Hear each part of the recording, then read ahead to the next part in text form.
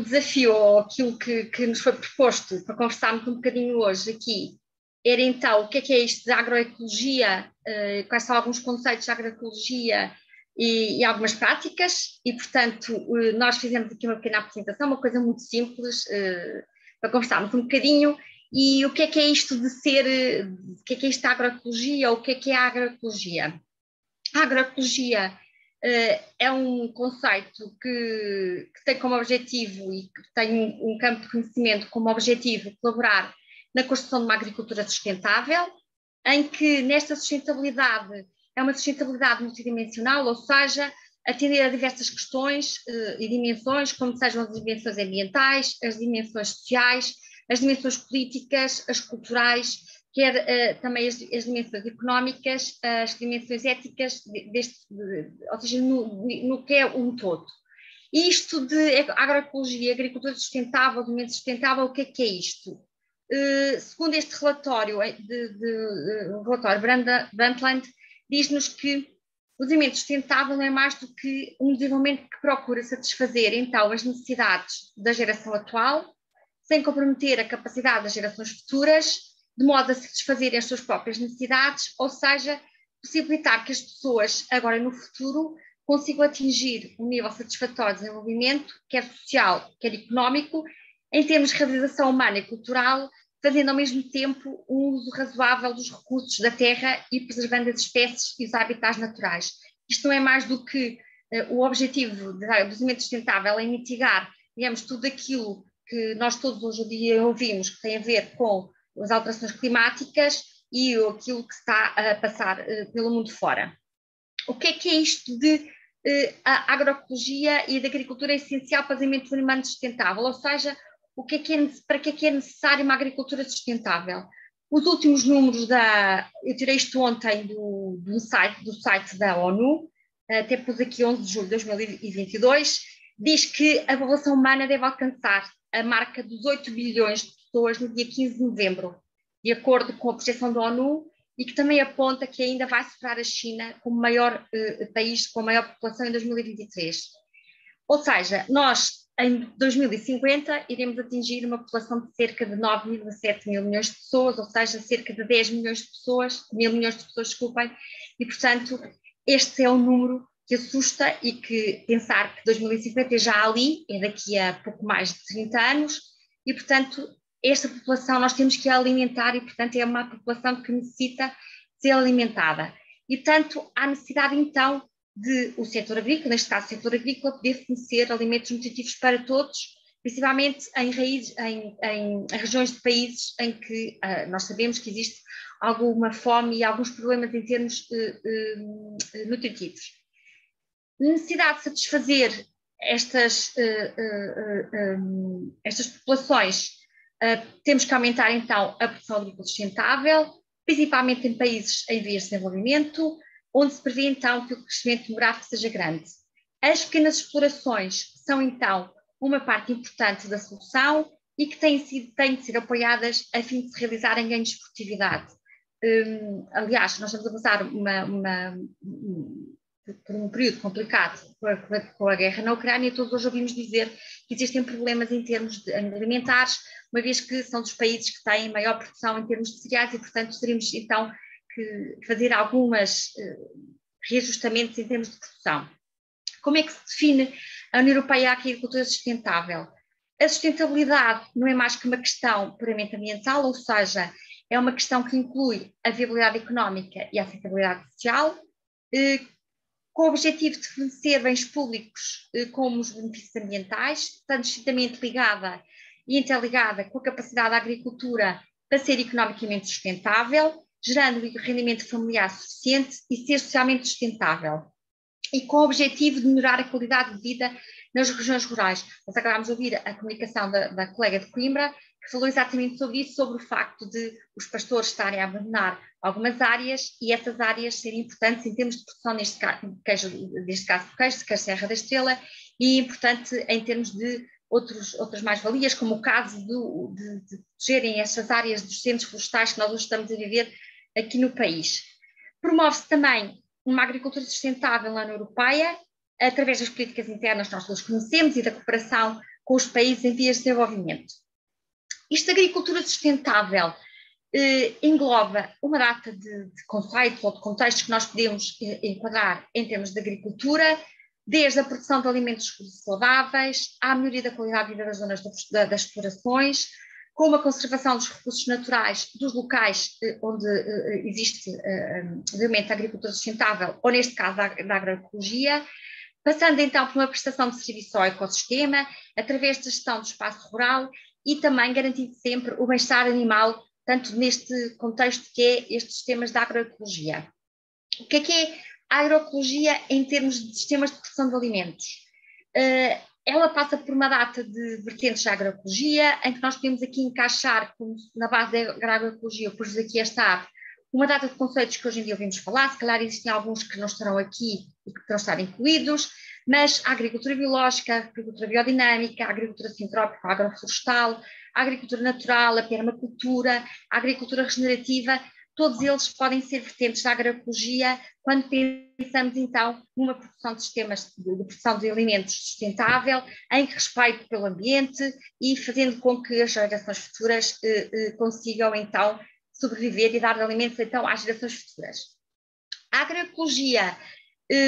possui uma data de princípios, eu penso que eles são os 13 ou 14, como eu já falei. Estes princípios passam então por princípios económicos, pelo princípio político, ambiental e sociocultural,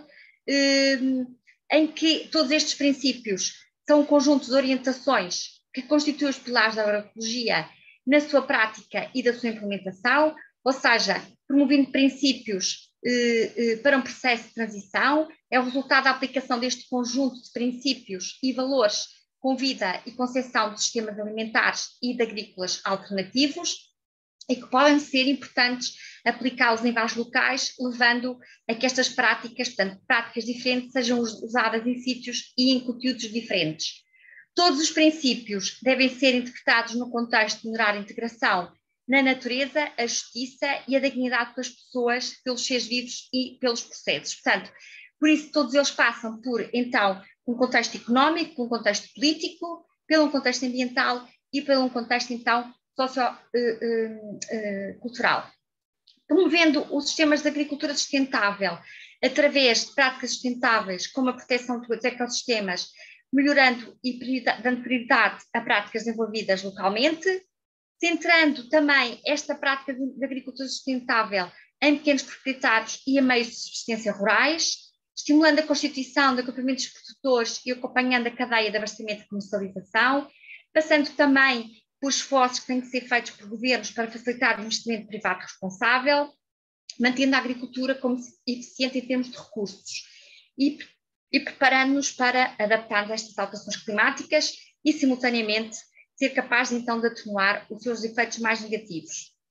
A Agenda para a Mudança confirma a função central da agricultura, da segurança alimentar, no fomento do crescimento que é sustentável, que é também inclusível nisto que se fala em agricultura sustentável, agroecologia, agricultura biológica. O sistema de produção da agricultura biológica é, então, um dos modos, dos princípios que nós podemos ter em agroecologia,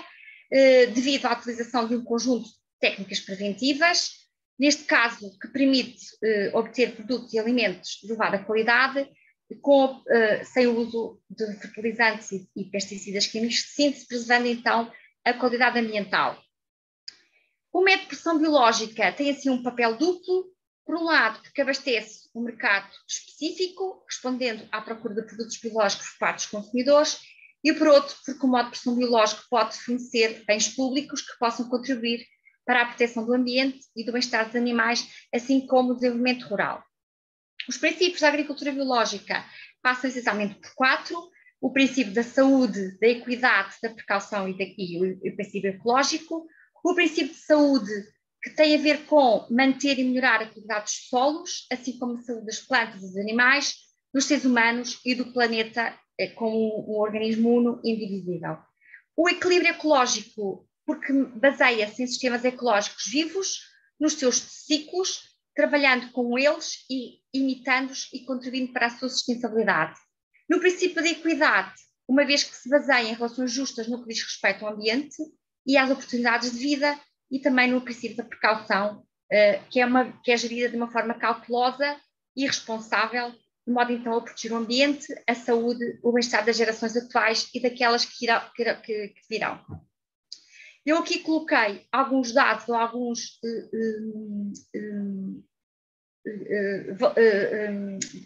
dados relativos então, à agricultura biológica, àquilo que se passa ou que se tem passado nos últimos anos. Estes são dados que foram publicados agora em 2022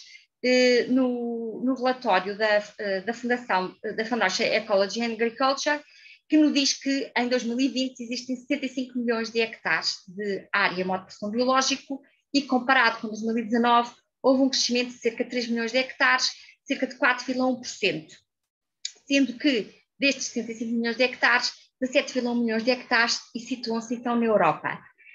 Os países onde existe maior área de produção de modo biológico na Europa é a Itália, França e penso que o Liechtenstein, e que tem vindo a aumentar nos últimos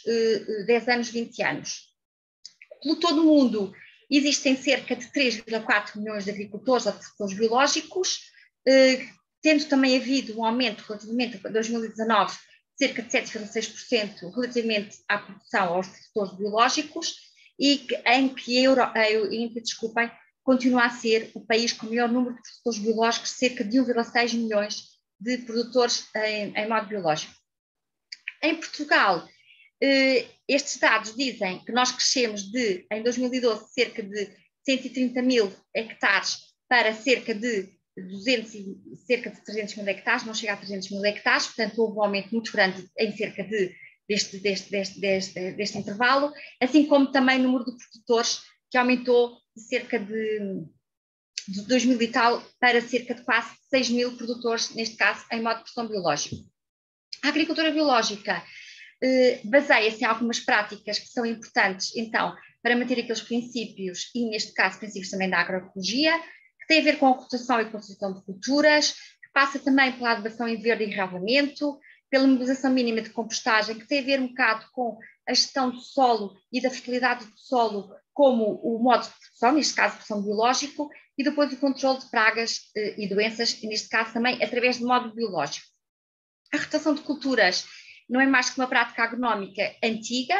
que é fundamental, uma vez que tem um papel muito importante no melhoramento da qualidade das culturas, assim como na melhoria da fertilidade do solo, sendo o solo, então, a base da produção, e neste caso na produção de alimentos, quer da parte vegetal, quer neste caso para a parte de pastagens para os animais, com algumas vantagens relativamente ao solo, uma vez que melhora a fertilidade e a melhoria do solo, utilizando então o solo de forma mais racional e permitindo também, através então de rotações de solo, fazermos controle de infestantes, fazer o controle preventivo de algumas pragas e de algumas doenças e aumentando a biodiversidade também pelo aumento de diversidade cultural, portanto, deixando ao agricultor, neste caso ao produtor biológico, mais diversidade em termos de produtos e, portanto, maior diversidade de produtos disponíveis para colocar no mercado e para dar resposta, neste caso, aos consumidores. Com certeza que não há bela sim senão em todos os processos e, portanto, há algumas desvantagens relativamente às rotações de culturas, como seja a exigência em termos de máquinas e planeamento das operações culturais, mesmo da própria rotação e, portanto, e muitas vezes alguma dificuldade que existe em termos de agricultores ou dos produtores terem em ajustar as culturas à procura do mercado. Nas rotações de culturas existem algumas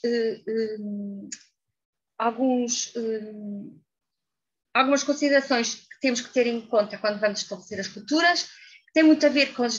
condições climáticas, portanto, as regiões, a região onde nós vamos estabelecer as rotações são diferentes, e, portanto, nós temos um país e umas regiões autónomas muito diferentes, e, portanto, temos que adaptar as culturas, neste caso, à região e ao clima,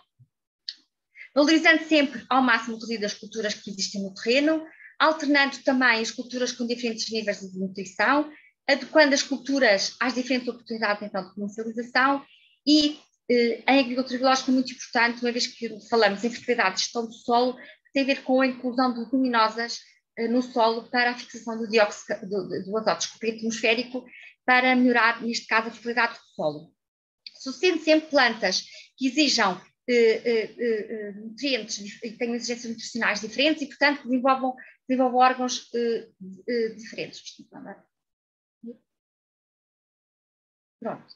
Outra das práticas culturais que também existe muito em agricultura biológica tem a ver com o crescimento simultâneo de uma ou mais culturas quando estabelecidas numa rotação, ou seja, vamos então conciliar culturas. Esta conciliação de culturas permite-nos muitas vezes combater algumas pragas, insetos e ácaros, uma vez que vamos aumentar a biodiversidade local, portanto o ecossistema. Muitas vezes a utilização destas culturas, da composição de culturas, ajuda-nos a fazer uma diminuição das infestantes, quer devido ao ensobrimento, quer à alopatia. Portanto, a alopatia, uma vez que tem substâncias alopáticas que vão inibir o desenvolvimento de outras culturas e, portanto, ajuda-nos a controlar muitas vezes o desenvolvimento de infestantes, e depois porque ajuda também a utilizar melhor os nutrientes do solo, aumentando assim a possibilidade de maior produtividade das culturas finais. Eu aqui coloquei alguns exemplos de conciliações de culturas, uma muito conhecida que é o milho e o feijão. Portanto, o milho sendo então uma gramínea que cresce em altura e o feijão uma leguminosa, tanto que depois vai utilizar, digamos assim, o milho enquanto cresce na vertical e o feijão, porque depois vai, o milho vai ajudar o feijão como tutor e, portanto, ajudar a crescer. Aqui pôs outra, como fava e azeite, tanto uma leguminosa e uma gramínea, a alface e a cebola, neste caso porque a cebola, pelo facto de existirem substâncias alopáticas, vai ajudar a repelir muitas vezes algumas pragas e algumas doenças que atingem as alfaces, e aqui também o amor perfeito e a alface, e também podiam ser aqui inúmeros exemplos de conciliações. Em termos de gestão do solo, a necessidade de cobertura do solo, ou seja, a manutenção de uma forma permanente ou temporária da superfície total ou de uma parte do solo, através de uma cobertura vegetal espontânea ou semeada, é importante para mantermos e para melhorarmos a fertilidade do solo, não só porque ajuda-nos a melhorar a composição pela presença de raízes, sobretudo de gramíneas, e a enriquecer o solo em matéria orgânica, pela melhoria também da traficabilidade do solo em períodos de chuva, pela redução da compactação do solo também em período chuvoso, e também pela diminuição da erosão do solo em solos muito clivosos, e também pela absorção do excesso de água que ocorre principalmente no solo na altura do inverno. Estas coberturas do solo que nós utilizamos, ou que podem ser utilizadas, podem ser de inúmeros materiais, desde as técnicas de empalhamento, a utilização também de plásticos, a utilização então de coberturas semeadas ou de coberturas vegetais espontâneas, que nos ajudam então a melhorar a fertilidade do solo, principalmente evitando a erosão do solo. Na técnica de empalhamento, é muitas vezes utilizados materiais vegetais, embora seja possível utilizar materiais sintéticos como o plástico. Aqui, ter algum cuidado, uma vez que, por razões ecológicas e económicas, é mais importante utilizar outro tipo de coberturas, porque estes não fornecem os nutrientes ao solo. Depois, coloquei aqui uma prática, digamos assim, que é ecológica e que pode ser muito utilizada, e que é muito utilizada também em agricultura biológica, que tem a ver então com a utilização da solarização, como o próprio nome indica, é a utilização da energia solar para destruir inimigos das culturas, como seja pragas, agentes patogénicos, infestantes, que utiliza então a energia solar através do facto de, com a colocação de plástico sobre a parcela, vamos então tratar uma parte do solo, principalmente aquele solo que vai ficar coberto com o plástico. Isto permite então reduzir então uma data de inimigos de patogénios nas culturas e permite então reduzir infestantes, evitando depois a utilização de produtos fitofármacos, e portanto é importante utilizar então, digamos assim, a energia solar, que nós todos temos acesso e que nos permite então diminuir então a ação pelo efeito positivo que tem de algumas doenças que podem ser prejudiciais no solo e que podem causar depois também doenças às plantas. Esta solarização permitiu, de trabalhos que foram feitos, verificou-se também aumento em alguns constituintes químicos no solo, como seja matéria orgânica, condutividade elétrica, diretamente relacionada com a concentração de sais na solução, azoto fosfonídrico e amoniacal, potássio, cálcio e magnésio, que também foram utilizados e que foram observados também em muitos solos solarizados. A adubação em verde ou a cobertura do solo, que também pode ser a utilização de uma determinada cultura a ser incorporada no solo com o objetivo de fertilizar, é normalmente constituída das espécies das famílias leguminosas, portanto, que têm então o facto de fazer a relação de simbiótica com bactérias do rizóbio e que permite então assim fixar o azoto atmosférico. e com associações com gramíneas, que têm a capacidade, então, de deixar matéria orgânica que possa constituir, então, humus para o solo e é importante em termos de fertilidade e de gestão do solo. A adubação em verde permite, então, proteger contra a erosão do solo, melhorar a estrutura do solo, reter muitas vezes nutrientes do solo, principalmente em períodos de chuva, para evitar que eles sejam lixiviados e que contaminem as águas subterrâneas. Permite também produzir matéria orgânica para o solo, também aumentar a atividade biológica do solo quando a incorporação deste adubo verde, aumentar também e incrementar a fauna auxiliar e consequente limitação natural de pragas que nos ajudam depois a controlar muitas das pragas de algumas das culturas. E também importante porque muitas vezes estas adubações em verde ou estas plantas são-nos muitas vezes úteis, principalmente para a produção de mel, uma vez que atraem muitos polinizadores, principalmente, neste caso, as abelhas. Em termos de proteção fitossanitária, pelo facto de aumentarmos a biodiversidade e também pelo aumento das populações auxiliares, há uma consequente limitação natural das pragas, também pela produção de pólen e néctar e pelos desenvolvimentos também de ácaros que servem então de alimento aos auxiliares. Também podemos combater, por exemplo, matos do solo pela produção de substâncias inibidoras na raiz de algumas plantas, como é o caso do cravo túnico, que eu uso aqui, e muitas espécies são utilizadas como adubo verde, são também melíferas, o que permite então a produção de mel e néctar para alimentar e também criar abelhas e, portanto, criar então apiários importantes para a polinização das culturas.